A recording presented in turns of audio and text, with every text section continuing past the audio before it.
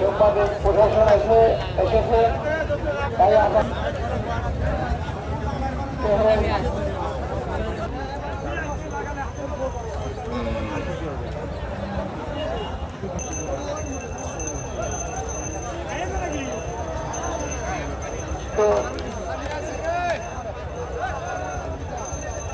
যেরকম খোল ভুসি এবং সবকিছুর দামই তো বেশি, সে তুলনায় গরুর দাম কম। গরু যারা পালছে বেশি লাভ হবে না, কারণ হয়তো চালানটা উঠতে পারে।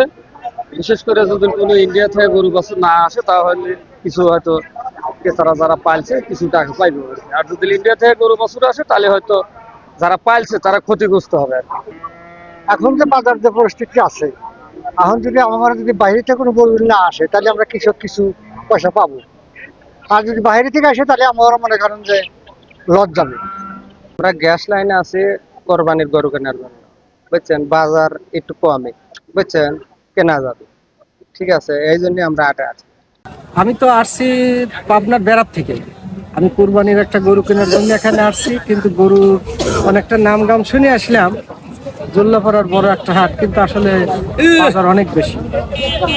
যে বাজার দেখতেছি, মানে যে বাজেট তার চেয়ে অনেক বেশি টাকা গরু মূল্য। এরপরও গরু কেনা যাচ্ছে না, গরু খুব সংকট আমি মনে করতেছি। হাতে চাইছি একটা কুরবানি গরু কিনবে, তাতে যে পরিস্থিতি দেখতেছি, পরিস্থিতি আমরা যে বাজেট নিয়েছি, এই বাজেটে এখন আমরা মিল খাচ্ছি না, মেলাটুক গুরুত্ব পাওয়া যাচ্ছে। গরুর আমার যে হিসেবে আইছিলাম, হিসেবে যদি গরুর সংখ্যা উল্লাপাড়া উপজেলায় প্রায় ৩৫,০০০ গরু মোটা তাজা বা হৃষ্টপুষ্টকরণ করা হচ্ছে। সাথে সাথে আমাদের ছাগল আছে, ভেড়া আছে, এগুলো মিলে প্রায় ৮০,০০০ প্রাণী গবাদি কোরবানিকে উদ্দেশ্য করে লালিত পালিত হচ্ছে। আমাদের যে চাহিদা আছে উল্লাপাড়াতে, এটা ৪৩,০০০-এর মতো। বাকি যে উদ্বৃত্ত প্রাণীগুলো, এটা উল্লাপাড়া থেকে দেশের বিভিন্ন প্রান্তে এটা চলে যায়। অনেক সময় খামারিরা সরাসরি বা যারা ভোক্তা আছে তারা সরাসরি খামার থেকে পশু কিনে দেশের বিভিন্ন প্রান্তে নিয়ে যায়।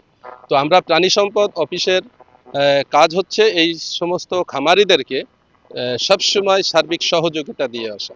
বিশেষ করে বড় একটা প্রবলেম থাকে যে এই গরুগুলো যখন হৃষ্টপুষ্টকরণ করতে হয়, তখন অনেক ধরনের তাদের প্রবলেম আসে, যেমন রোগ ব্যাধি একটা বড় ফ্যাক্টর থাকে। তা আমরা প্রাণী সম্পদ অফিস থেকে সর্বদাই তাদের যে সমস্ত ভ্যাকসিনগুলো আমাদের অ্যাভেলেবেল, এই ভ্যাকসিনগুলো আমরা করে দিই। যেমন এবছর এফএমডি, তড়কা এবং আমাদের অন্য একটা প্রকল্প থেকে একটা বড় অংশের খামারিকে আমরা এলএসডি ভ্যাকসিনও কিন্তু করে দিয়েছি।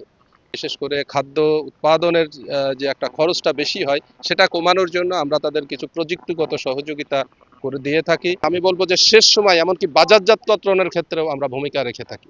আমরা প্রতি বছর অনলাইনেও কিন্তু আমাদের একটা হাট চালুর মতো এরকম একটা ওয়েবসাইট বা আমাদের বলবো যে অনলাইন শপ এরকমের আমাদের ইসে চালু আছে। যদি কোনো খামারি তাদের গরু বেচাকেনা করতে সমস্যা হয়, আমরা সেক্ষেত্রেও তাদেরকে সহযোগিতা দিয়ে থাকি।